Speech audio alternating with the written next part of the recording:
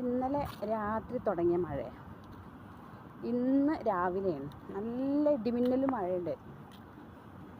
ഇപ്പം മഴ ചാറിക്കൊണ്ടേ ഇരിക്കുന്നു. കാറ്റ് കാരണം കുട എടുക്കാൻ പറ്റില്ല. കുട എടുത്താൽ മറ്റേ താമര പോലെ ഇരിക്കും.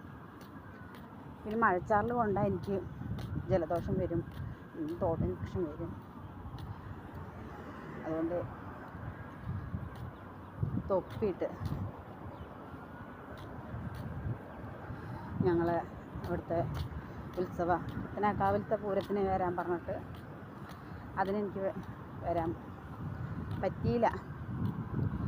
പിന്നെ ഇപ്പോൾ ഏട്ടൻ്റെ അടുത്ത് ഉത്സവമാണ്. അപ്പോൾ അതിന് ഞാൻ ടിക്കറ്റ് എടുത്ത് തരട്ടെ എന്ന് വെച്ചിട്ട് വാശി പിടിച്ചുകൊണ്ടിരിക്കുക. ഞാൻ നോക്കട്ടെ എന്ന് പറഞ്ഞു. നമുക്കറിയാം ഞാൻ എൻ്റെ അടുത്ത് പറയണം ഒരാഴ്ചക്ക് വന്നാൽ മതി.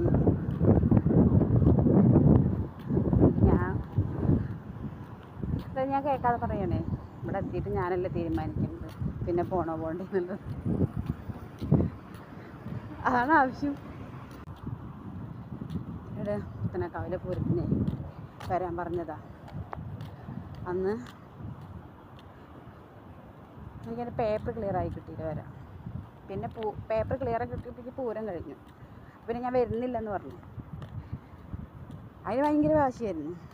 ഇപ്പം അതാ പൂരത്തിന് ഞാൻ ടിക്കറ്റ് എടുത്ത് തരട്ടെ വരുമെന്ന് ചോദിച്ചിട്ട് വിളിക്കുന്നത്. ഞാൻ പറഞ്ഞു നോക്കട്ടെ. എന്തായാലും ഒരാഴ്ചക്ക് വന്നാൽ മതി, ഒരാഴ്ചക്ക് വന്നിട്ട് പോയിക്കോ. ഞാൻ പറഞ്ഞു ഒരാഴ്ച കഴിഞ്ഞിട്ട് പിന്നെ പോകണമെന്ന് പോകണ്ടേന്ന് തീരുമാനിക്കണ്ടേ ഞാനല്ലേ. ഏട്ടൻ അവിടെ ഉണ്ടാവില്ല. ഏട്ടൻ ആഴ്ചയിൽ 1-2 ദിവസമേ വീട്ടിലുണ്ടാവുള്ളൂ. ബാക്കിയൊക്കെ ബിസിനസ്സിൻ്റെ കാര്യത്തിന് പോകും.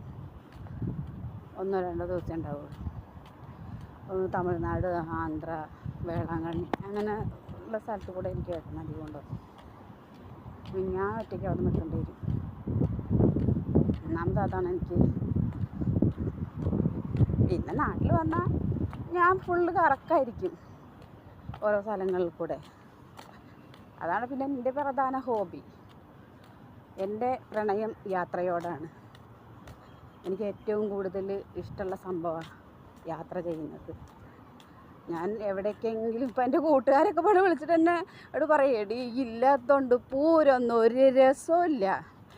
ചെണ്ടപ്പുറത്ത് കോല് വെച്ചാൽ ഏട്ടനില്ലെങ്കിലും ഞാൻ എൻ്റെ കൂട്ടുകാരുടെ ബൈക്കിൽ കയറിപ്പോവും, പോയി പൂരം കാണും, പോരും.